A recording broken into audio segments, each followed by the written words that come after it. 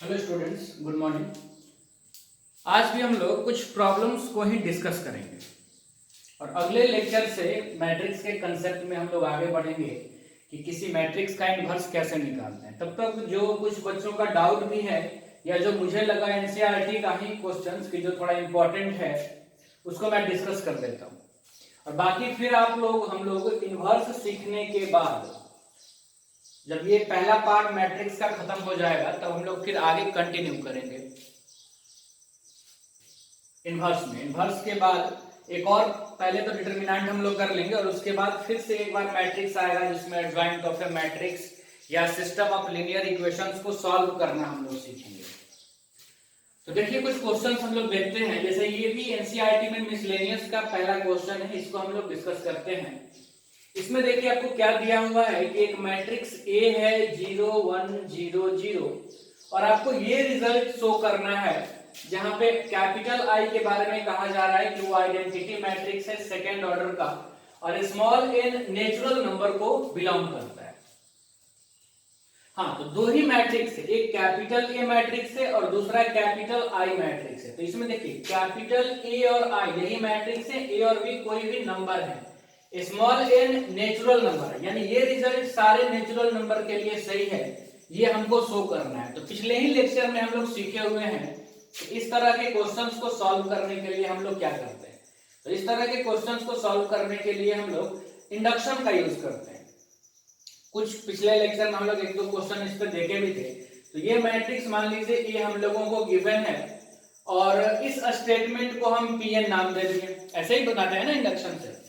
तो हम लोग क्या लिखेंगे कि let PN be the given statement, then उसको हम लोग लिखा जाए तो क्या लिखेंगे, PN such that A I plus B A to the power N equal to A to the power N into identity matrix plus N A to the power N minus 1 B A. हाँ, तो induction का rule है कि सबसे पहले हम लोग देखेंगे कि ये n इज इक्वल टू 1 के लिए सही है या नहीं। तो हम लोग वही देखते हैं for n is equal to 1। ये पार्ट हमारा LHS है और ये पार्ट हमारा RHS है। तो पहले हम लोग LHS देखा जाए तो n is equal to 1, n के जगह पे 1 रखेंगे हम लोग LHS में, तो आ जाएगा ai plus B A to the power 1, यानी LHS की वैल्यू आ गई ai प्लस बी ए। अब हम लोग क्या करेंगे, RHS को देखेंगे। तो RHS, ये RHS है, RHS में भी जहां जहां n वहां वहां 1 रखेंगे, तो यहाँ 1 रखेंगे तो ये हो जाएगा ai और प्लस यहाँ 1 रखेंगे तो 1 माइनस 1 0 हो जाएगा, a टू दी पावर 0 1 हो जाएगा। तो ये क्या बचेगा n, तो n के जगह पर हम लोगों को 1 रखना है, तो ये भी 1 हो गया, ये भी 1 हो गया, यानी क्या बच जाएगा तो बी ए। और यहां से देखिए LHS और RHS इक्वल है तो हम लोग बोल सकते हैं LHS is equal to RHS, this implies that P1 is true, यानी ये रिजल्ट हमारा n इक्वल टू 1 के लिए ट्रू है, ये हम लोग शो कर दिए। दूसरा काम हम लोग क्या मानेंगे कि ये result n is equal to k के लिए ट्रू है, ऐसा हम लोग मान लेंगे। तो देखिए मान लेते हैं हम लोग कि लेट pk सच दैट, चलिए pk में इसमें जहां जहां n है वहां वहां बस k रख देना है। तो क्या लिखेंगे ai plus B A to the power k is equal to a to the power k I plus k a to the power k minus 1 B A. जहां जहां n था वहां वहां हम लोग k रख दिए। इज ट्रू, ये ट्रू है ऐसा हम लोग मान लिए, ऐसा ही मानते ही हैं, रूल ही यही कहता है।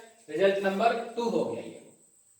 अब हम लोग ये शो करेंगे कि p of k plus 1 true है, तो p ऑफ k प्लस 1 का सिर्फ LHS हम लोग लेकर के चलेंगे। तो LHS कितना हो जाएगा उसका ai plus B A to the power k plus 1।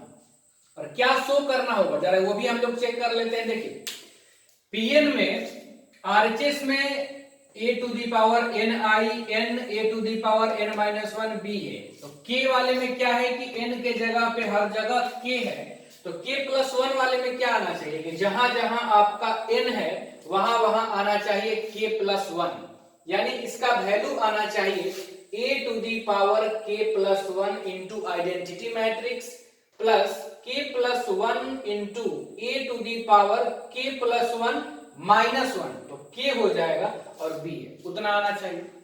चलिए देखते हैं हम लोग, तो इसको हम लोग क्या लिख सकते हैं, तो इसको हम लोग लिख सकते हैं a i plus b a into a i plus b a का पावर k, बिल्कुल लिख सकते हैं। अब ये तो ऐसे ही रह जाएगा, देखिए आप कि a i plus b a और ai plus B A to the power k का वैल्यू इक्वेशन 2 से हम रख सकते हैं, कितना, तो a to the power k into identity matrix plus k into a to the power k minus 1 b a हो गया इसकी वैल्यू। अब इन दोनों को हम लोग मल्टीप्लाई करेंगे, देखिए ध्यान से, तो a i पहले इससे मल्टीप्लाई होगा, तो ये तो कोई नंबर है, a है a to the power k है, मल्टीप्लाई होगा तो हो जाएगा a to the power k plus 1, identity into identity, identity का स्क्वायर, और कितना भी बार आप आइडेंटिटी को मल्टीप्लाई करेंगे तो वो आइडेंटिटी ही रहेगा, इतना हो गया। फिर अब इसी को मल्टीप्लाई हम लोग इससे करते हैं, तो देखिए क्या हो जाएगा, k तो रहेगा ही प्लस साइन के साथ, ये k हो गया, यहाँ a है और यहाँ a का पावर k माइनस 1 है, तो जब मल्टीप्लाई होगा तो हो जाएगा a to the power k, और आइडेंटिटी ये b रहेगा तो b तो ज्यों का त्यों रहेगा, आइडेंटिटी मैट्रिक्स मल्टीप्लाई होगा मैट्रिक्स a से, तो किसी भी मैट्रिक्स से अगर आप आइडेंटिटी मैट्रिक्स को मल्टीप्लाई करेंगे तो उसका वैल्यू में कोई फर्क नहीं पड़ेगा, यानी ये मैट्रिक्स a का a ही रह जाएगा। आगे देखिए प्लस, अब b a को हम लोग इससे मल्टीप्लाई करेंगे, तो स्केलर कौन कौन है हमारा, तो a to the power k scalar है, b स्केलर है, और मैट्रिक्स a और आइडेंटिटी मल्टीप्लाई होगा तो हो जाएगा मैट्रिक्स a, और प्लस अब इसको इससे मल्टीप्लाई करना है हमको, तो देखिए अब क्या होगा कि a to the power k minus 1 ही रहेगा, और ये आप देखें तो b है और यहाँ भी b है, तो मल्टीप्लाई होगा तो b स्क्वायर हो जाएगा, और a और a मिल करके मैट्रिक्स a स्क्वायर हो जाएगा। चलिए तो इतना आ गया हमारा प्रोडक्ट। अब हम आगे देखते हैं, तो इसको हम लोग क्या लिख सकते हैं कि a to the power k plus 1 into identity matrix, और प्लस इन दोनों में देखिए a to the power k b a common है, तो अगर उसको हम लोग कॉमन ले लें इतने पार्ट को, तो यहाँ k बचेगा वहां 1 बचेगा, यानी हम लोग लिख सकते हैं k plus 1 into a to the power k b a plus इस मैट्रिक्स की वैल्यू देखिए a to the power k minus 1 b square a square, तो इस मैट्रिक्स की वैल्यू क्या हो जाएगी, जीरो मैट्रिक्स के इक्वल। क्यों ऐसा हम लिख दिए डायरेक्ट, क्योंकि आप देखिए since a is equal to matrix a आपको गिवन है कितना, 0 1 0 0, दिस इंप्लाइज दैट अगर आप a स्क्वायर निकालिएगा तो 0 1 0 0 मल्टीप्लाई जब आप कीजिएगा 0 1 0 0 से, तो ये आ जाएगा सब 0 0 0 0, यानी कि जीरो मैट्रिक्स। तो ये अगर जीरो मैट्रिक्स है तो इन सारे स्केलर से मल्टीप्लाई होगा तो सबको जीरो मैट्रिक्स कर देगा, और रिजल्ट हमारा इतना ही आना चाहिए था। देखिए आप n के लिए रिजल्ट क्या था कि a का पावर n i, फिर n a का पावर n से एक कम b a, तो k प्लस 1 के लिए क्या होना चाहिए था, n के जगह पे k प्लस 1, तो a to the power k plus 1 into identity है, इस n के जगह पे k प्लस 1 है, यहाँ n के जगह पे k प्लस 1, तो k प्लस 1 माइनस 1 यानी कि k तो है, और b इंटू a तो b इंटू k आ गया। तो इसके बाद हम लोग बस वही लिखना है आपको कि therefore p of k plus 1 is true, p of k plus 1 is true whenever pk is true, whenever pk is true, hence Pn is true for all n belongs to natural number. और ये आपका result हो गया। देखिए ध्यान से, बिल्कुल उसी तरह का कंसेप्ट है, बस इसमें यहीं पे आपको ध्यान देना था कि ये थोड़ा एक्स्ट्रा आ जाता है जो जीरो ही के इक्वल होता है। बस बच्चों का यहाँ ध्यान नहीं जाता है कि ए स्क्वायर जो मैट्रिक्स है वो जीरो के इक्वल होगा। देखिए ध्यान से,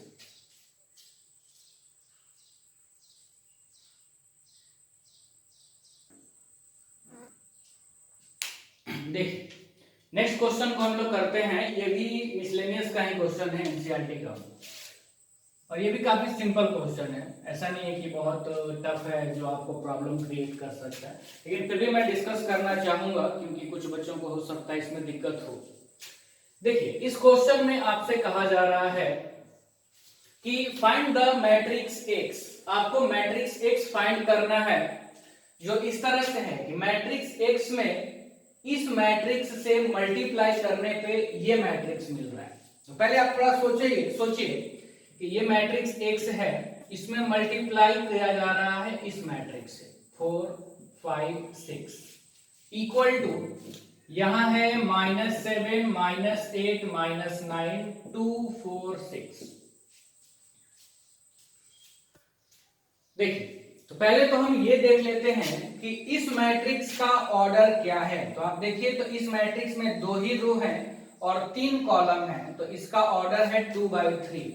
और इस मैट्रिक्स का भी ऑर्डर क्या है 2/3। रिजल्टेंट है जो है उसका भी ऑर्डर क्या है। अब हम समझते हैं कि मैट्रिक्स एक्स का ऑर्डर क्या होना चाहिए।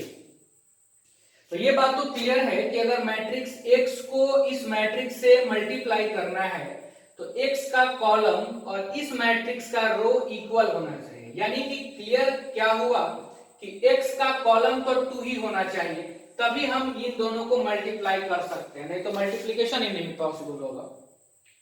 आगे x में रो कितना होना चाहिए, तो हम लोग पहले पढ़े हुए हैं कि रिजल्टेंट यहां वही रहेगा जो या ये रो बन जाएगा और ये कॉलम बन जाएगा रिजल्टेंट का। तो रिजल्टेंट का ऑर्डर है 2/3, तो 3 तो ये ठीक है, यानी x का रो होना चाहिए 2, यानी मैट्रिक्स x किस ऑर्डर का होना चाहिए तो 2/2 का, और ये है 2/3 का।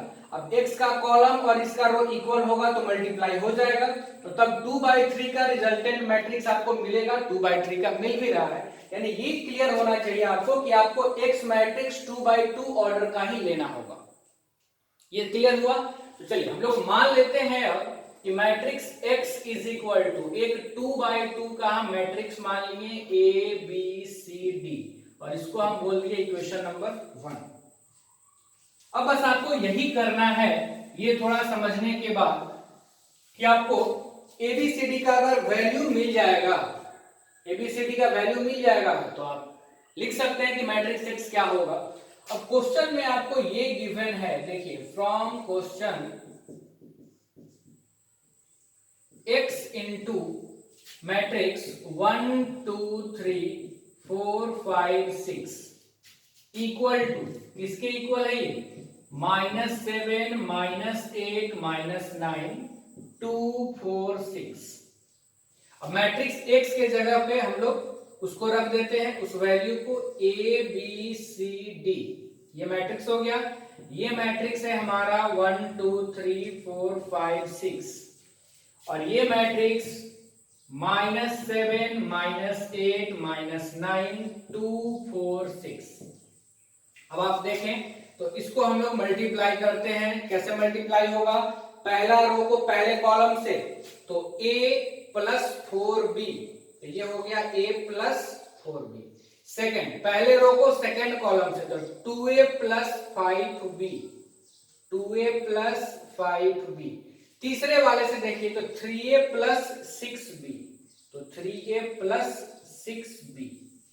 पहले रो को तीनों कॉलम से हम लोग कर लिए, अब दूसरे वाले रो को तीनों कॉलम से करते हैं। तो इसको जब करेंगे हम लोग तो क्या मिलेगा c प्लस 4d, फिर यहां से मिलेगा 2c प्लस 5d, और फिर जब तीसरे वाले से करेंगे तो मिलेगा 3c प्लस 6d, और ये किसके इक्वल हो जाएगा तो इस मैट्रिक्स के -7 -8 -9 2 4 6। अब ये दोनों ही मैट्रिक्स इक्वल हैं, तो हम लोग क्या लिख सकते हैं अब कि from equality of to matrices क्या हो जाएगा, तो एक a प्लस 4b को हम लोग इक्वल कर सकते हैं -7 के। और देखिए दो वेरिएबल a और b में रिलेशन, तो दो ही इक्वेशन चाहिए, हमारे पास 3 अवेलेबल है, ज्यादा ही है, हम किसी दो को ही यूज कर लेते हैं। फिर इसको यूज करते हैं 3a plus 6b equal to -9, 3 common लेकर के हम लोग इसको काट देते हैं, तो a plus 2b is equal to -3, इसको हम मान लिया रिजल्ट नंबर 2। सिमिलरली सेकेंड वाले c प्लस 4d को हम लोग इक्वेट कर सकते हैं 2 से, तो c plus 4d equal to 2 result number 3। और 3c प्लस 6d किसके इक्वल होगा, तो 6 के 3 कॉमन लेके हम लोग काट देते हैं, तो c plus 2d is equal to 2 result number 4 हो जाएगा। अब अगर आप 1 और 2 को सॉल्व कर लेंगे तो आपको a और b मिल जाएगा, और अगर आप 3 और 4 को सॉल्व कर लेंगे तो आपको c और d मिल जाएगा, और फिर आप ABCD का वैल्यू मैट्रिक्स X में पुट कर देंगे तो आपको मैट्रिक्स X मिल जाएगा। सिंपल सा, कोई दिक्कत नहीं, आगे आप कर लीजिएगा, आगे मैं रहने देता हूं। देखिए ध्यान से,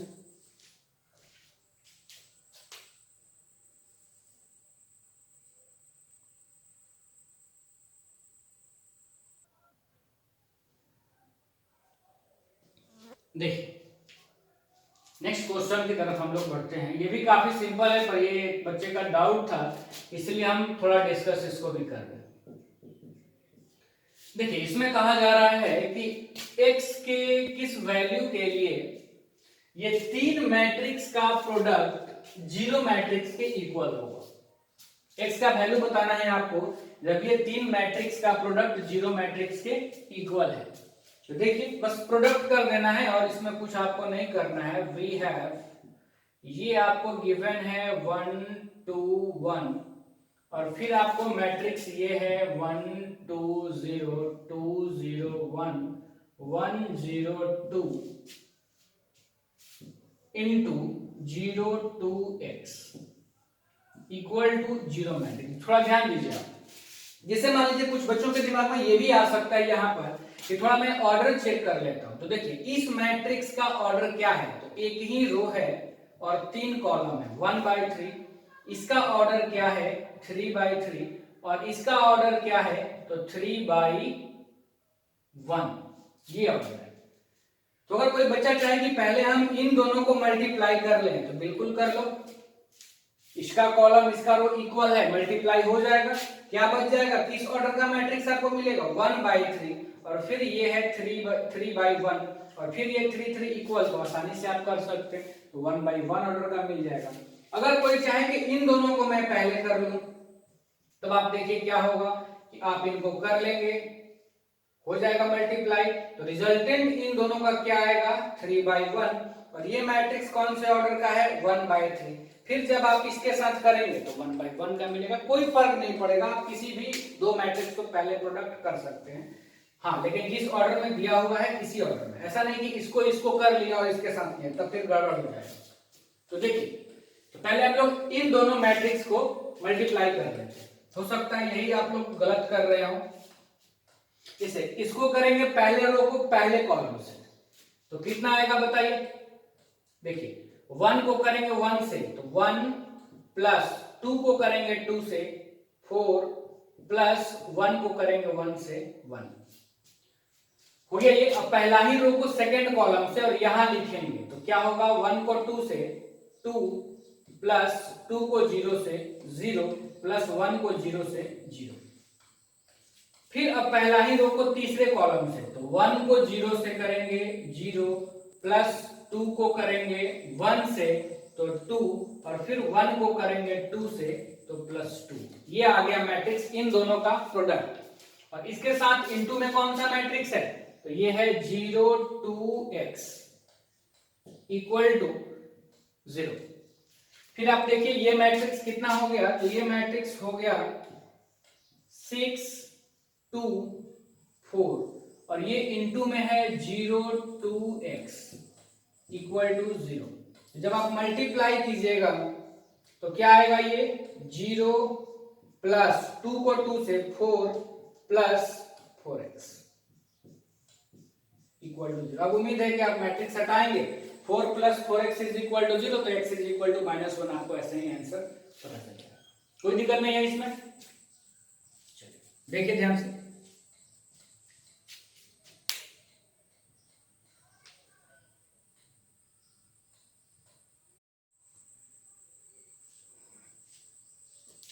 देखिए तो कुछ प्रॉब्लम देखने के बाद अब हम लोग थोड़ा कंसेप्ट को आगे सीखते हैं, फिर हम लोग क्वेश्चन करेंगे लास्ट में। थोड़ा हम लोग आगे कंसेप्ट की तरफ बढ़ते हैं।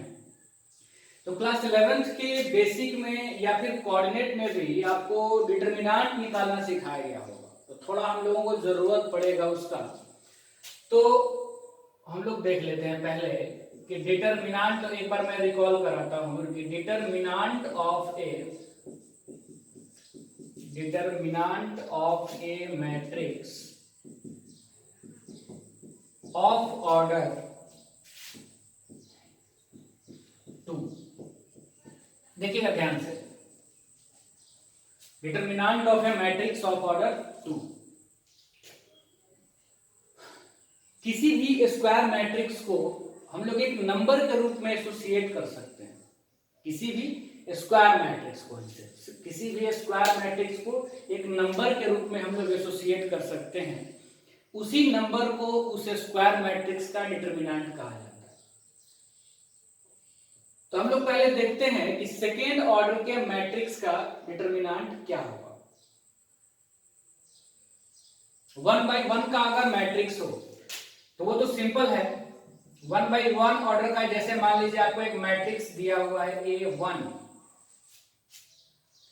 तो पहली चीज कि अगर मैट्रिक्स A है तो इसके डिटरमिनेंट को डिनोट करने का तरीका है इस तरह से, डिटरमिनेंट A लिखते हैं हम लोग, या स्ट्रेट लाइन मॉडुलस A इसको नहीं पढ़ेंगे, इसको हम लोग पढ़ते हैं डिटरमिनेंट ऑफ A, या मैक्सिमम कुछ जगह हम लोग डेल्टा को भी यूज करते हैं डिटरमिनेंट शो करने के लिए। तो सिर्फ स्क्वायर मैट्रिक्स का ही डिटरमिनेंट निकलेगा। जैसे मान लीजिए ये 1/1 ऑर्डर का मैट्रिक्स है, अगर आप इसका डिटरमिनेंट निकालेंगे तो ये जो ब्रैकेट है इसको हटा करके हम लोग इस तरह से ब्रैकेट ये यूज करेंगे और वही हो जाएगा जो एलिमेंट इसमें अंदर है, यानी 1। नेक्स्ट, अगर मान लीजिए आपको एक बी मैट्रिक्स दिया हुआ है -2, तो इसका जब डिटरमिनेंट आप निकालेंगे तो डिटरमिनेंट ऑफ बी, इधर भी डिटरमिनेंट ऑफ -2, तो ये वही आ जाएगा -2। हाँ, कंफ्यूज नहीं होना है, अगर ये मॉडुलस होता तब इस निगेटिव को पॉजिटिव बना करके बाहर निकालता है। डिटरमिनेंट क्या करता है कि जो भी एलिमेंट है 1/1 में जो करते हैं वही बाहर आ जाता है। थोड़ा सा मैट्रिक्स के इनवर्स में इसका यूज है, इसलिए मैं आपको थोड़ा बता दूं। फिर इनवर्स खत्म होने के बाद हम लोग डिटरमिनेंट की डिटेल्स में पढ़ेंगे, मैट्रिक्स खत्म होने के बाद। तो अभी आप ये समझ लीजिए 1/1 ऑर्डर का मैट्रिक्स, ये नहीं कि निगेटिव है तो उसको पॉजिटिव बना दिया, पॉजिटिव मॉड बनाता है, डिटरमिनेंट नहीं, इसको आप ध्यान दीजिए। तो अब हम लोग देखते हैं कि 2/2 ऑर्डर का मैट्रिक्स, जैसे मान लीजिए, बस सिंपल सा चीज है, आप 11th में भी आपको सिखाया गया है, स्ट्रेट लाइन हम लोगों को यूज में भी आया था ये अगर कोई मैट्रिक्स है ABCD, तो इसका जो डिटरमिनेंट होगा उसको हम लोग इस तरह से डिनोट करेंगे, डिटरमिनेंट ऑफ A, और ऐसे लिखेंगे ABCD, और इसकी वैल्यू क्या होगी, तो इन दोनों को मल्टीप्लाई करते हैं हम लोग, फिर माइनस करके इन दोनों को मल्टीप्लाई करते हैं, यानी इसकी वैल्यू क्या हो जाती है, AD माइनस BC। ठीक है, जैसे एग्जाम्पल, अगर मान लीजिए आपको निकालना है 1 2 3 4, इसकी वैल्यू आपको निकालना है, डेल्टा इज इक्वल टू दिया हुआ है, बहुत सिंपल है। क्या करेंगे आप, इसकी वैल्यू क्या होगी, 1 × 4 minus 2 × 3, 4 minus 6 is equal to -2, तो -2 हो गया इसके डिटरमिनेंट की वैल्यू। तो हर एक स्क्वायर मैट्रिक्स को हम लोग एक नंबर के रूप में एसोसिएट कर सकते हैं, उसी नंबर को, उसी वैल्यू को उस मैट्रिक्स का डिटरमिनेंट कहा जाता है। तो डिटरमिनेंट आपको पढ़ना है 1/1 ऑर्डर का, वो हम लोग अभी देखें कि जो भी एलिमेंट रहेगा वही हो जाएगा उसके डिटरमिनेंट का वैल्यू। 2/2 ऑर्डर का ऐसे निकालते हैं, फिर हम लोग आगे सीखेंगे 3/3 का। लेकिन पहले मैं चाह रहा हूं कि 2/2 ही आप सीखें, पहले 2/2 का हम लोग इनवर्स निकालना सीखेंगे, तब हम लोग 3/3 का डिटरमिनेंट उसी समय सीखेंगे जब उसकी प्रॉब्लम्स के पास हम लोग होंगे। अभी सीखेंगे तो फिर हम मुझे एक बार और वहां पर भी बताना होगा, तो इसलिए अभी 2/2 का हम लोग सीख लिए, 3/, इस पे क्वेश्चंस करेंगे थोड़ा, और फिर हम लोग इसको करने के बाद जब 3/3 के क्वेश्चंस का मैट्रिक्स का इनवर्स निकालेंगे तो वहां पर हम लोग सीखेंगे 3/3 ऑर्डर का इनवर्स डिटरमिनेंट कैसे निकालते हैं। दूसरी चीज, अगर डिटरमिनेंट हम यहां नहीं भी सीखे तो भी हम मैट्रिक्स का इनवर्स निकालना सीख सकते हैं बगैर डिटरमिनेंट सीखे हुए, तो भी हम लोग आगे देखेंगे कि क्यों हमें अभी आपको बता रहा हूं, इससे थोड़ा सा आपको आसानी हो जाती है। इसको मैं मिटा दूं, ठीक। तो दो और अलग टाइप्स के मैट्रिक्स हैं जो डिटरमिनेंट पर ही बेस्ड हैं और जिनका नाम है, ध्यान से आप देखिए, जिनको कहा जाता है singular and non singular matrix. Singular and non singular matrix या matrices. Singular and non singular matrices क्या होता है ये हम लोग बारी बारी से देखते हैं। जैसे सबसे पहले हम लोग देखते हैं सिंगुलर मैट्रिक्स। सिंगुलर मैट्रिक्स, ठीक है। सिंगुलर मैट्रिक्स कहा जाता है, डिफिनीशन में लिख रहा हूं कि a square matrix A is said to be singular.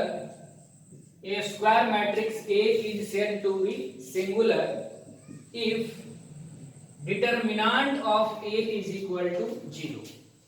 अगर किसी मैट्रिक्स का डिटरमिनेंट की वैल्यू 0 हो तो हम लोग उस मैट्रिक्स को क्या कहेंगे, सिंगुलर मैट्रिक्स। जैसे आप एग्जांपल देखिए, A इज इक्वल टू, हम लोग एक मैट्रिक्स ले लिए 1 2 2 4। तो अगर हम लोग इसका डिटरमिनेंट निकालें, डिटरमिनेंट ऑफ A, तो ये क्या हो जाएगा 1 2 2 4। तो ये हो जाएगा इसकी डिटरमिनेंट की वैल्यू 1 into 4 माइनस 2 into 2, तो ये हो जाएगा 4 minus 4 equal to 0। This implies that matrix A is singular matrix। कोई दिक्कत नहीं है आपको, सिंपल सी बात है। किसी भी स्क्वायर मैट्रिक्स में अगर उसके डिटरमिनेंट की वैल्यू 0 होगी तो हम लोग उस मैट्रिक्स को क्या कहेंगे, सिंगुलर मैट्रिक्स। आगे देखिए, बस आपको याद रखना है, ये थोड़ा सा बहुत बड़ा कंसेप्ट नहीं है और ना ही इसमें बहुत ऐसा क्वेश्चन आएगा जहां आप इस कंसेप्ट को यूज ही नहीं कर पाएंगे, ऐसा भी नहीं होता है, ये सिंपल सी बात है। आगे नॉन सिंगुलर मैट्रिक्स, एक ही लाइन आपको याद रखना है सिंगुलर और नॉन सिंगुलर के लिए, यही बस डिटरमिनेंट वाला। नॉन सिंगुलर मैट्रिक्स, तो बिल्कुल डेफिनेशन कुछ बच्चे समझ भी चुके होंगे, इसी की तरह इसका भी इसको भी हम लोग डिफाइन करेंगे। तो इसका डिफिनेशन क्या हो जाएगा कि a square matrix A is said to be non singular. A square matrix A is said to be non singular if determinant of A not equal to 0। अगर किसी मैट्रिक्स का डिटरमिनेंट 0 के इक्वल नहीं हुआ, पॉजिटिव या negative हम नहीं लिख रहे हैं, ध्यान दीजिएगा, बस 0 नहीं हो, पॉजिटिव हो चाहे नेगेटिव हो, कुछ भी हो, तो वैसे मैट्रिक्स को हम लोग कहेंगे नॉन सिंगुलर। अगर किसी मैट्रिक्स का डिटरमिनेंट 0 के इक्वल हो तो हम लोग वैसे मैट्रिक्स को कहेंगे सिंगुलर। अभी हम लोग 2/2 का सीखे हैं तो हम लोग 2/2 का ही बात कर रहे हैं, 3/3 का जब सीखेंगे उस समय उसका बात करेंगे। नेक्स्ट एग्जांपल हम ले लेते हैं कि matrix A is equal to, एक हम मैट्रिक्स ले लिए 1 2 3 4। हियर अगर हम लोग निकालेंगे डिटरमिनेंट ऑफ A तो वो होगा 1 2 3 4। तो इसकी वैल्यू क्या होगी 1 into 4 minus 3 into 2, यानी कि 4 minus 6 यानी कि -2, जो कि 0 के इक्वल नहीं है। दिस इंप्लाइज दैट कि matrix A is non singular. Matrix A is non singular. आज हम लोग फिर से दो अलग तरह का मैट्रिक्स सीखे, singular matrix and non singular matrix. ध्यान से देखिए,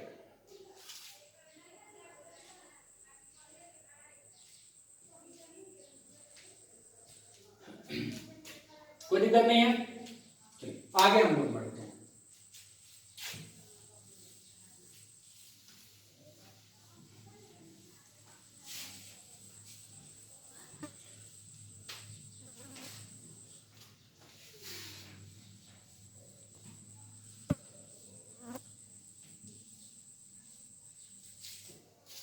देखिए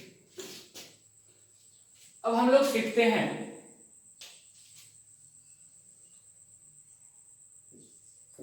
elementary operations.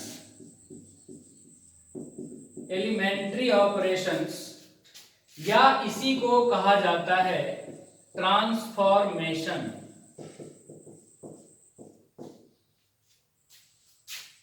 Of a matrix.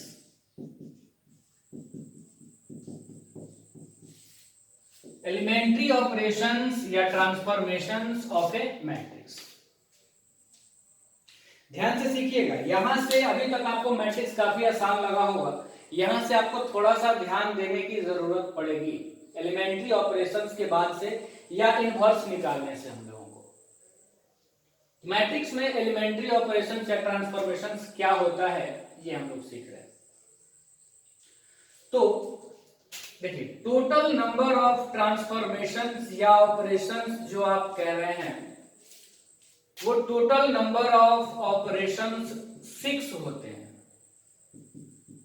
Total number of operations कितने होंगे? 6, जिनमें से 3 ऑपरेशन होंगे रो में ड्यू टू रोज और 3 ऑपरेशन होंगे due to columns. Due to columns. Elementary operations या ट्रांसफॉर्मेशंस हम लोग पढ़ रहे हैं किसी भी मैट्रिक्स का टोटल नंबर ऑफ ऑपरेशंस कितने होंगे? 6 होंगे, जिनमें से 3 होंगे रो में और बाकी 3 होंगे कॉलम में। किसी भी मैट्रिक्स में ये 6 तरह का ऑपरेशन आप कर सकते हैं। ये अभी कंप्लीट नया है इसलिए थोड़ा आपको अटपटा लगेगा, बस थोड़ा देर आप ध्यान दीजिए, आपको सब समझ में आ जाएगा। पहला ऑपरेशन क्या होता है मैट्रिक्स में कि आप किसी भी 2 रो को आपस में इंटरचेंज कर सकते हैं। मैट्रिक्स में अगर आपको ऑपरेशन करना हो जिसको एलिमेंट्री ऑपरेशन या ट्रांसफॉर्मेशन कहा जाता है, तो उनमें से पहला क्या है कि आप किसी भी 2 रो को आपस में बदल सकते हैं, इंटरचेंज कर सकते हैं। ये मतलब ये हुआ कि आप चाहें तो ith रो को jth रो बना सकते हैं और jth रो को ith रो बना सकते हैं। सेम कंसेप्ट के साथ जो 3 ऑपरेशन कॉलम में होते हैं उनमें से पहला ऑपरेशन यही होगा कि आप मैट्रिक्स में चाहें तो ith कॉलम को jth कॉलम बना सकते हैं और jth कॉलम को ith कॉलम बना सकते हैं। R से मैं रो को और C से कॉलम को, ये हम लोग स्टार्टिंग में ही सीख चुके हैं, रिप्रेजेंट कर रहे हैं। दूसरा ऑपरेशन जो रो में होता है मैट्रिक्स का कि अगर आप चाहें तो कोई एक रो है मैट्रिक्स का, हम लोग मान लिए कि ith रो है, तो आप ith रो में या ith रो को आप बदल सकते हैं सम कांस्टेंट इनटू ith रो, या यूं कहें कि आप ith रो को किसी भी नंबर से मल्टीप्लाई कर सकते हैं। अब ith रो को मल्टीप्लाई करना है मतलब इस रो में जितने भी एलिमेंट होंगे आप उन सारे एलिमेंट्स को k से मल्टीप्लाई कर सकते हैं। हाँ, बस आपको ध्यान ये रखना होगा कि आप जिस नंबर से मल्टीप्लाई कर रहे हैं वो नंबर 0 के इक्वल नहीं होना चाहिए। वो नंबर 0 के इक्वल नहीं होना चाहिए। सेम कंसेप्ट से कॉलम का भी दूसरा ऑपरेशन ये होता है कि आप किसी भी कॉलम को सम कांस्टेंट इनटू, जैसे m हम लोग ले लेते हैं तो m इंटू ci से बदल सकते हैं। आप किसी कॉलम, एक कॉलम के सारे एलिमेंट को आपको मन है किसी नंबर से मल्टीप्लाई करने का, तो आप उस नंबर से मल्टीप्लाई उस कॉलम के सारे एलिमेंट को कर सकते हैं। ऐसा ऑपरेशन आप मैट्रिक्स में कर सकते हैं। बस कंडीशन क्या होगा कि वहां पर जो आप नंबर यूज करेंगे m, वो जीरो नहीं होना चाहिए। पॉजिटिव हो सकता है, निगेटिव हो सकता है, फ्रैक्शन हो सकता है, रेशनल इरेशनल कुछ भी हो सकता है, लेकिन क्या नहीं होना चाहिए, वो नंबर जीरो नहीं होना चाहिए। तो 3 ऑपरेशन था रो में, 3 ही कॉलम में, तो 2 ऑपरेशन हम इधर भी देख लिए, 2 ऑपरेशन उधर भी देख लिए। हाँ, थर्ड ऑपरेशन आप देखिएगा, ये थोड़ा आपको परेशान अभी कर सकता है, लेकिन अभी जो मैं इसके बाद एग्जांपल आपको बताऊंगा, ये सारे ऑपरेशंस करके तो बस सारे डाउट्स आपके क्लियर हो जाएंगे। तो देखिए, तीसरा ऑपरेशन है कि आप किसी भी रो को, जैसे ith रो को आप बदल सकते हैं, यही रो यानी ith रो और plus some constant into another row. ये तीसरा है, ith रो को आप बदल सकते हैं, ith row plus some constant into another row. इधर जो तीसरा ऑपरेशन हमारा होगा बिल्कुल इसी तरह का होगा कि आप चाहें तो ith कॉलम को, यहां देखिए i और j जो है ये रिप्रेजेंट कर रहा है पहला रो दूसरा रो, पहला कॉलम दूसरा कॉलम, इस तरह से ith कॉलम को आप बदल सकते हैं ith column plus some constant into another column से। अब देखिए, अगर आप यहाँ k की जगह पे पॉजिटिव लीजिएगा तो यहाँ पे प्लस साइन रहेगा, k अगर आप जो नंबर आप ले रहे हैं, कांस्टेंट ले रहे हैं, वो आप निगेटिव ले लें तो यहाँ माइनस आ जाएगा। तो ऐसा नहीं कि अगर हम यहाँ प्लस लिखे हैं तो हमेशा प्लस ही होगा, वो डिपेंड करेगा इस k और m के वैल्यू पर कि वो आप पॉजिटिव लिए हुए हैं या आप निगेटिव लिए हुए हैं। ठीक है, अगला कंसेप्ट हम लोग क्या सीख रहे थे, एलिमेंट्री ट्रांसफॉर्मेशन सीख रहे थे ऑफ ए मैट्रिक्स। किसी भी मैट्रिक्स में कितने तरह का एलिमेंट्री ट्रांसफॉर्मेशन ऑपरेशन होता है, तो टोटल 6 तरह का ऑपरेशन होता है, जिनमें से 3 ऑपरेशन रो में किए जाते हैं और बाकी के 3 ऑपरेशन कॉलम में किए जाते हैं। फिर आपको इसमें देखना होगा कि जो रो में ऑपरेशन होंगे उनमें तीनों, पहला है कि आप किसी मैट्रिक्स के 2 रो को, किसी भी 2 रो को आपस में बदल सकते हैं, यानी आप पहला रो और तीसरा रो को इंटरचेंज करना चाहते हैं तो आप पहले रो के जगह पे तीसरा रो और तीसरे रो के जगह पे पहला रो लिख सकते हैं। दूसरा ऑपरेशन कॉलम में आप क्या कर सकते हैं, या किसी मैट्रिक्स के किसी भी रो में किसी भी रो के सारे एलिमेंट्स को किसी भी नंबर से अपने मन से मल्टीप्लाई कर सकते हैं, जहां पर वो नंबर क्या नहीं होना चाहिए, जीरो नहीं होना चाहिए। और तीसरा क्या है कि आप ith रो को ith row plus some constant into another row से इंटरचेंज कर सकते हैं। बिल्कुल सेम इसी तरह के 3 ऑपरेशन आप कॉलम में भी कर सकते हैं। किसी भी 2 कॉलम को आप आपस में बदल सकते हैं, किसी भी कॉलम के सारे एलिमेंट्स को आप किसी नॉन जीरो नंबर से मल्टीप्लाई कर सकते हैं, और ith कॉलम को आप ith column plus some constant into another column से इंटरचेंज कर सकते हैं। अब कुछ बच्चों के दिमाग में भी ये आ रहा होगा कि सर ठीक है आप ये तो बता रहे हैं, इसका यूज कहां है, आप बताना क्या चाह रहे हैं, इससे क्या फायदा होगा। आप कह रहे हैं कि 2 रो को बदल सकते हैं, क्यों बदलेंगे, ith को किसी रो को किसी नंबर से मल्टीप्लाई कर सकते हैं, क्यों मल्टीप्लाई करेंगे, तो ये आने वाले समय में, अभी आगे लेक्चर बढ़ेगा तब आपको मालूम चलेगा, अभी हड़बड़ाना नहीं है, पेशेंस रखना है कि हाँ ये सब हम क्यों सीख रहे हैं। तो अभी सोचिएगा कि ये सब क्यों बता रहे हैं, तो अभी आपको जब प्रॉब्लम आएगा तब आपको पता चलेगा कि ये सब सर अभी क्यों बता रहे थे। अभी पेशेंस रखिए, मैं जितना बता रहा हूं बस उतना आप सीखिए, उतने पे आप कंसंट्रेट कीजिए।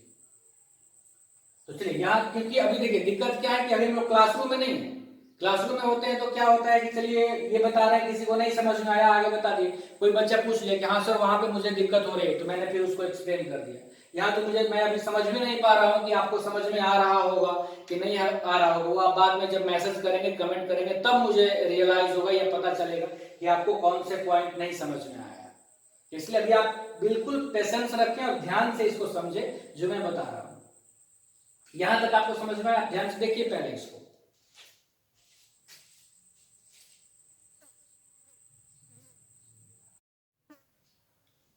देखिए अभी हम लोग सीख रहे थे एलिमेंट्री ट्रांसफॉर्मेशन या एलिमेंट्री ऑपरेशन, जो भी आपके हैं, कि मैट्रिक्स में कितने तरह का होता है, तो हम लोग सीखे 6 तरह का होता है, 3 रो में और 3 कॉलम में, और क्या क्या होता है वो भी हम अभी आपको लिखे हुए थे सिंबल्स में सारे।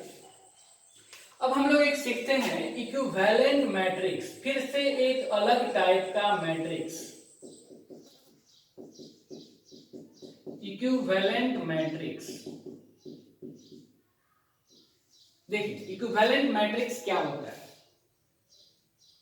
जैसे मान लीजिए हम एक मैट्रिक्स ले लिए ए, इसका डिफिनेशन नहीं आया कहीं या बहुत कम जगह इसका डिफिनेशन लिखा हुआ भी है, तो बस आप समझ लीजिए, इसको मैं समझा देता हूं इक्विवेलेंट मैट्रिक्स होता क्या है। अगर आप किसी मैट्रिक्स ए में एलिमेंट्री ऑपरेशन करते हैं, एलिमेंट्री ट्रांसफॉर्मेशन या ऑपरेशन जो भी आप कहें, किसी मैट्रिक्स ए में अगर आप एलिमेंट्री ट्रांसफॉर्मेशन करते हैं तो ये मैट्रिक्स दूसरे किसी न किसी मैट्रिक्स में बदल जाएगा। जैसे मान लीजिए एलिमेंट्री ट्रांसफॉर्मेशन करने के बाद ये मैट्रिक्स ए बदल गया मैट्रिक्स बी में, तो हम कहेंगे कि जो मैट्रिक्स बी है वो मैट्रिक्स ए का इक्विवेलेंट मैट्रिक्स है। फिर से सुनिए, इक्विवेलेंट मैट्रिक्स क्या होता है। हम एक मैट्रिक्स ए ले लिए, अब मैट्रिक्स ए में अगर हम कुछ एलिमेंट्री ट्रांसफॉर्मेशन करें, जरूरी नहीं कि जितना सीखे हैं सब हम करें, कोई एक भी अगर हम कर दिए तो ये जो मैट्रिक्स ए है हमारा वो किसी दूसरे मैट्रिक्स में कन्वर्ट हो जाएगा। मान लिए कन्वर्ट होकर के वो मैट्रिक्स जो बना उसको हम नाम दे दिए बी, तो हम कहेंगे कि जो मैट्रिक्स बी है वो मैट्रिक्स ए का इक्विवेलेंट मैट्रिक्स है। और उसको लिखने का तरीका क्या है कि हम लोग इस तरह से लिखेंगे ए इक्विवेलेंट टू बी। अब एलिमेंट्री ट्रांसफॉर्मेशन क्या था, मैं बार बार इसको रिपीट करूंगा जब तक आप ये सीखना चाहें, इसके प्रॉब्लम्स तक। रो में 3 था कि आप किसी भी 2 रो को आपस में बदल सकते हैं। दूसरा क्या था कि आप किसी भी रो के सारे एलिमेंट्स को किसी नॉन जीरो से नंबर से मल्टीप्लाई कर सकते हैं। और तीसरा था कि आप चाहें तो ith रो को ith row plus some constant into another row से बदल सकते हैं। और सेम इसी तरह का 3 ऑपरेशन हम लोग कॉलम में भी सीखे थे। बस जहां आर है वहां पर आप सी कर दीजिए तो आपको कॉलम का भी मिल जाएगा। इक्विवेलेंट मैट्रिक्स, यही ऑपरेशन अगर आप किसी मैट्रिक्स में करेंगे तो जो आपको नया मैट्रिक्स मिलेगा उस नए मैट्रिक्स को ही पुराने वाले मैट्रिक्स का इक्विवेलेंट मैट्रिक्स कहते हैं। अब एक एग्जांपल आप देखिए तो आप सीख पाइएगा अच्छे से एग्जांपल से। जरा देखिए ध्यान से, एग्जांपल हम लोग लेते हैं। उससे पहले हम लोग ऑपरेशन जो रो वाला सीखे थे वो मैं आपको यहां लिख देता हूं। पहला था कि ith रो को बना दिए jth रो और jth रो को ith रो। दूसरा कि ith रो को किसी नन जीरो नंबर से मल्टीप्लाई कर दिए तो k नॉट इक्वल टू 0। और तीसरा कि ith रो को हम बदल सकते हैं ith row plus some constant into another row. इसमें ध्यान दीजिएगा कि यहाँ ith रो है तो यहाँ भी ith रो ही है। ये नहीं कि यहाँ ith है यहाँ पे माइनस ri कर दिया, ऐसा नहीं कीजिएगा, या 2ri, ऐसा नहीं आपको। देखिए इक्विवेलेंट मैट्रिक्स को पहले समझने के लिए, और दूसरा चीज कि इन ऑपरेशंस को कैसे यूज करते हैं, कहां यूज करते हैं, ये हम लोग अभी कुछ दिन के बाद सीखेंगे, अगले लेक्चर में हो सकता है सीखेंगे। लेकिन कैसे इसको यूज करना है वो हम लोग सीख रहे हैं। एग्जांपल एक लेते हैं, हम एक मैट्रिक्स ले लेते हैं, let A is equal to, यही ले लीजिए 1 2 3 0 2 4 2 5 6 बी ए मैट्रिक्स, बी ए मैट्रिक्स। चलिए हम इसी मैट्रिक्स में ऑपरेशन कर रहे हैं, बारी बारी से वो तीनों ऑपरेशन हम करके आपको दिखाते हैं। जैसे मान लीजिए कि पहला बार इसी मैट्रिक्स में हम ऑपरेशन क्या किए, अप्लाइंग। आप चाहें तो अप्लाइंग लिख भी सकते हैं या आप नहीं भी लिख सकते हैं। इसी मैट्रिक्स में हम अप्लाई कर रहे हैं कि पहला रो को बना दिए तीसरा रो और तीसरा रो को बना दिए पहला रो। ये कौन सा ऑपरेशन है हमारा, तो पहला ऑपरेशन है कि किसी भी 2 रो को आप आपस में इंटरचेंज कर सकते हैं। तो अगर हम मैट्रिक्स ए में ये ऑपरेशन अप्लाई करेंगे तो देखिए क्या होगा। अब पहला रो जो था 1 2 3, उसके जगह पर हम क्या लिखेंगे 2 5 और 6, तो यहां हम लिख दिए 2 5 6। सेकेंड रो में कोई ऑपरेशन नहीं हुआ है, सेकेंड रो तो यहां पर कोई ऑपरेशन नहीं है, तो सेकेंड रो हमारा ज्यों का त्यों हो जाएगा। देखिए 0 2 4। और तीसरे रो की जगह पे किसको लिखना है, तो पहले वाले रो को, यानी ये आ जाएगा 1 2 3। तो ये एक आपको नया मैट्रिक्स मिला। इस मैट्रिक्स ए में अगर हम ये ऑपरेशन अप्लाई किए तो ये मैट्रिक्स हमको मिला। अब हम इसी मैट्रिक्स को कहेंगे कि ये मैट्रिक्स इस मैट्रिक्स ए के इक्विवेलेंट है, यानी हम चाहें तो इसको ऐसे भी लिख सकते हैं कि ए इक्विवेलेंट टू दिस। ये मैट्रिक्स ए के इक्विवेलेंट कहलाएगा। क्यों? क्योंकि ए में कुछ एलिमेंट्री ट्रांसफॉर्मेशन करने के बाद ये मैट्रिक्स हमको मिला। क्लियर है? नेक्स्ट हम लोग इसी मैट्रिक्स ए में, चले हम चाहते हैं कि यहां पर जैसे आप या सेकेंड रो में इस बार करते हैं, सेकेंड रो में हम किसी नंबर से मल्टीप्लाई कर देते हैं। चलिए 1/2 से मल्टीप्लाई कर दें, तो हम कैसे लिखेंगे उस ऑपरेशन को कि हम अप्लाई कर रहे हैं R2 को बदल रहे हैं 1/2 R2 से, यानी R2 को सेकेंड रो को 1/2 से मल्टीप्लाई कर दिए। जैसे देखिए यहां पर था कि हम क्या बताए थे आपको कि आप किसी भी रो को किसी नंबर से अपने मन से मल्टीप्लाई कर सकते हैं। तो हम यहाँ k से मल्टीप्लाई कर सकते, बस k 0 नहीं होना चाहिए, ये आपको ध्यान में रखना होगा। मैं फिर से एक बार रिकॉल करा रहा हूं कि अभी आप ये ना सोचें कि सर ये सब क्यों करेंगे, ऐसा कर सकते हैं, बस आप अभी ये ध्यान दें, ठीक है ना। ऐसा क्यों करेंगे वो आपको कुछ देर के बाद समझ में आएगा। अभी आप उधर सोचेंगे कि क्यों करेंगे तो फिर आप यहाँ पे फोकस नहीं कर पाएंगे, इसलिए ध्यान से कर देखिए। तो हम ऐसा हम कर रहे हैं, तो R2 को हम 1/2 R2 से इंटरचेंज कर दें, तो देखिए ये मैट्रिक्स अब क्या हो जाएगा हमारा। तो पहला रो में कोई ऑपरेशन ये नहीं, इसके बाद हम ऑपरेशन नहीं कर रहे, हम ए में ही ऑपरेशन किए हैं, इसको भी आप थोड़ा ध्यान दीजिए। तो पहला रो हमारा जो कहते हैं 1 2 3, दूसरे रो में 1/2 से मल्टीप्लाई किया गया है, मतलब दूसरे रो में जितने भी एलिमेंट हैं इन सबको हम मल्टीप्लाई करेंगे 1/2 से। चलिए इनको मल्टीप्लाई कर देते हैं। तो पहले 0 मल्टीप्लाई होगा 1/2 से, तो क्या हो जाएगा 0। 2 मल्टीप्लाई होगा 1/2 से, तो हो जाएगा 1, और 4 मल्टीप्लाई होगा 1/2 से, तो हो जाएगा 2। फिर से तीसरे रो में हम कोई ऑपरेशन नहीं किए, तो तीसरा रो हम ज्यों का त्यों रख देंगे 2 5 6। ये भी एक नया मैट्रिक्स मिला हमको, हम कहेंगे ये मैट्रिक्स भी मैट्रिक्स ए के इक्विवेलेंट है। क्यों इक्विवेलेंट है? क्योंकि ये मैट्रिक्स कैसे मिला, तो मैट्रिक्स ए में कुछ एलिमेंट्री ट्रांसफॉर्मेशन करने के बाद मिला। तो हम लोग इसको इस तरह से डिनोट भी कर सकते हैं। समझ में आ रहा है? चलिए अब हम लोग तीसरे ऑपरेशन को यूज करते हैं। तीसरे ऑपरेशन को यूज करने के लिए हम लोग एक टारगेट भी यहां पर डिसाइड कर लेते हैं। देखिए कैसे,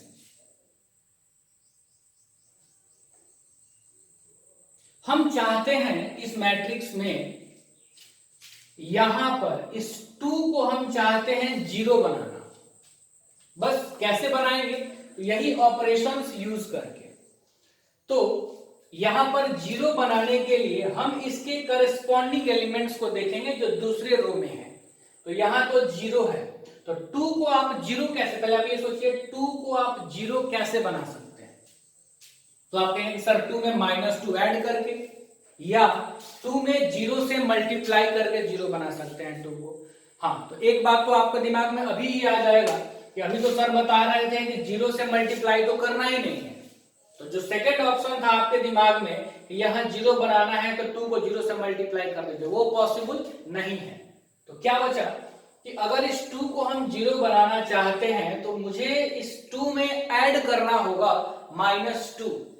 उसके लिए हमको -2 चाहिए, और -2 के लिए आपको दूसरे रो में इसी के करस्पॉन्डिंग एलिमेंट्स का यूज करना होगा। तो आप अगर चाहते हैं 0 को -2 बनाना, तो 0 को -2 बनाने के लिए 0 में ऐड करना पड़ेगा -2। और ऐसा ऑपरेशन तो मैंने आपको कहीं नहीं सिखाया। मैंने ये जरूर आपको सिखाया है कि किसी रो में आप किसी नंबर से मल्टीप्लाई कर सकते हैं, लेकिन मैंने ये नहीं सिखाया है कि किसी रो में आप कुछ जोड़ सकते हैं। ऐसा तो नहीं है कि सिर्फ कोई नंबर आप नहीं जोड़ पा रहे। तीनों में ध्यान से देखिएगा, ऐसा तो नहीं ना हम लिखे हैं कि आप ith रो में चाहें तो k + ith रो कर दें। ये कोई ऑपरेशन नहीं है, ये बात आप ध्यान से देखिएगा। आपको क्या करना होगा, मल्टीप्लाई आप कर सकते हैं लेकिन ऐड नहीं कर सकते। तो 0 में -2 जोड़ने पर नहीं बनता, -2 बनता, तो जोड़ तो हम सकते नहीं है, तो यानी ये काम नहीं करेगा इसको 0 बनाने। कौन काम करेगा, 1 कर सकता है। 1 को हम -2 बना सकते हैं। 1 को -2 बनाने के लिए क्या करना होगा हम लोगों को कि 1 में -2 से मल्टीप्लाई करना होगा, और 1 में -2 से मल्टीप्लाई, तो किसी रो में हम मल्टीप्लाई तो कर ही सकते हैं। तो हम लोग क्या करते हैं, देखिएगा तीसरे ऑपरेशन को मैं कैसे यूज कर रहा हूं कि R3 को ही बदलना है, क्योंकि हम यहां पे 0 चाहते हैं। तो क्या करना होगा हमारा कि R3 को हम बदलेंगे। तो अगर हम यहाँ R3 और ये ऑपरेशन यूज कर रहे हैं, तो यहां हमको R3 ही लिखना है, तो हम यहां लिख दिए R3। और या तो हम अगर प्लस करेंगे यहां, तो इसमें माइनस से मल्टीप्लाई करेंगे, या हम अगर यहीं पे माइनस कर दें तो हम बोले 2 से मल्टीप्लाई कर दीजिए R1 को और इसमें से घटा दीजिए। पहले आप इस ऑपरेशन को ध्यान से देखिए कि तीसरे रो को कैसे इंटरचेंज करना है। तो तीसरा रो में से घटा देना है, किसको, तो पहला रो में 2 से मल्टीप्लाई करके। तो पहला रो में अगर आप 2 से मल्टीप्लाई कीजिएगा तो ये 2 बनेगा, और इसमें से घटा दीजिएगा 2 में से 2, तो देखिए यहां पे ऑटोमेटिक 0 आ जाएगा। थोड़ा टाइम लगेगा, मैं पहले बता रहा हूं, इसलिए अब मैं और अभी कराऊंगा एग्जांपल्स, आप डरे नहीं। पहले आप देखिए कैसे होगा। पहला रो में हम कोई ऑपरेशन इस बार नहीं किए हैं ए में, तो हम ज्यों का त्यों लिख देते हैं पहला रो को। देखिए 1 2 3 हम लिख। दूसरा रो में भी कोई ऑपरेशन नहीं, बदला कौन जा रहा है, तो तीसरा रो। दूसरा रो भी हम लिख दिए 0 2 4। और अब आप जरा ध्यान दें, तो तीसरे वाले रो को हम लोग इस रूल के अनुसार बदलना चाह रहे हैं। रूल हम यहां लिख देते हैं। देखिए रूल क्या है हमारा कि R3 को बदलना है R3 - 2 R1 से। तो अगर R3 बदलना है तो R3 के सारे एलिमेंट्स को बदलेंगे। तो पहले एलिमेंट को हम लोग बदलते हैं, किसको, 2 को। तो चलिए हम लोग 2 को बदल रहे हैं। तो यहां R3 पहला एलिमेंट 2 रख दिए, तो 2 बदल जाएगा, किससे बदलेगा, तो फिर R3, तो यहां आ जाएगा 2, क्योंकि R3 तो 2 ही है, -2 इंटू R1। तो अब इस 2 के करस्पॉन्डिंग R1 में कौन सा एलिमेंट है ये हम लोग देखेंगे। तो 2 के करस्पॉन्डिंग R1 में है कौन सा एलिमेंट, 1, तो ये हो जाएगा 1। तो यानी 2 बदल गया 2 - 2 से, तो यानी 2 किससे बदल गया, 0 से। यानी ये ऑपरेशन जैसे ही हम यूज करेंगे तीसरे रो में, 2 हमारा बदल के 0 हो जाएगा, हम 0 रख देंगे। ठीक है, आगे R3 के सारे एलिमेंट्स इस रूल से बदलने होंगे। ये नहीं कि 2 को बदल लिए 5 और 6 को बदलेंगे, ऐसा आप नहीं कर सकते।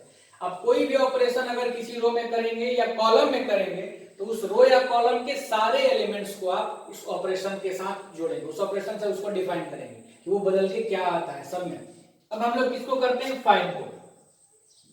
5 बदल जाएगा, इसी रूल से बदलेगा। फिर R3 है, तो R3 तो 5 ही था, तो 5 - 2 इंटू 5 के करस्पॉन्डिंग R1 में। तो 5 के करस्पॉन्डिंग R1 में कौन है, 2 है, ये भी आपको ध्यान देना होगा। तो यहाँ 2, तो 5 किससे बदल जाएगा, तो 5 - 4, यानी 5 बदल जाएगा 1 से। तो हम लोग यहाँ क्या लिख दिए, 1। ठीक है, उम्मीद है आपको समझ में आ रहा होगा। और अब हम लोग थोड़ा आगे बढ़ते हैं। अब किसको इंटरचेंज करना है, तो तीसरे एलिमेंट को, 6 को। तो 6 को हम लोग बदल सकते हैं 6 - 2 इंटू 6 के करस्पॉन्डिंग R1 में है 3, तो ये हो गया 6 - 6 यानी कि 0। और ये भी एक इक्विवेलेंट मैट्रिक्स है, जो A के इक्विवेलेंट है, क्योंकि A में कुछ एलिमेंट्री ट्रांसफॉर्मेशन करने के बाद हमको ये मैट्रिक्स मिला है। इसी को ध्यान से आप समझिएगा कैसे ऑपरेशन, जैसे अभी हम लोग टारगेट फिक्स किए थे ना कि यहाँ 2 के जगह पे हम 0 चाहते हैं, कैसे ला सकते हैं वो सोच करके हम लोग ऑपरेशन यहाँ पर लिखे थे। बिल्कुल इसी तरह से आपको सोचना होगा मैट्रिक्स के इनवर्स निकालते समय कि हम लोग क्या कर रहे हैं यहाँ पे। पहले आप इसको ध्यान से देख लीजिए। मेरे ख्याल से अब तो दिक्कत इसमें आपको नहीं होनी चाहिए, और अगर दिक्कत हो तो ऐसा तो अभी बहुत सारा आने वाला है। इधर भी मैं एक एग्जांपल और कराऊंगा अभी भी, और इसके बाद भी जब हम लोग क्वेश्चन करेंगे तो वहां पर भी हम लोग बहुत सारे एग्जांपल्स करेंगे। इनफैक्ट जितना क्वेश्चन हम आपको यहाँ पे कराएंगे उतने क्वेश्चंस में ये सब ऑपरेशन हम लोग करेंगे, तो आप सीख जाएंगे, उसके लिए आपको टेंशन नहीं लेना। पहले आप इसको ध्यान से देखिए। इसी तरह का ऑपरेशन आप कॉलम में भी कर सकते हैं। हम अभी आपको रो में करके दिखाए हैं, आप कॉलम में भी इसी तरह का ऑपरेशन कर सकते हैं। देखिए आप ध्यान से।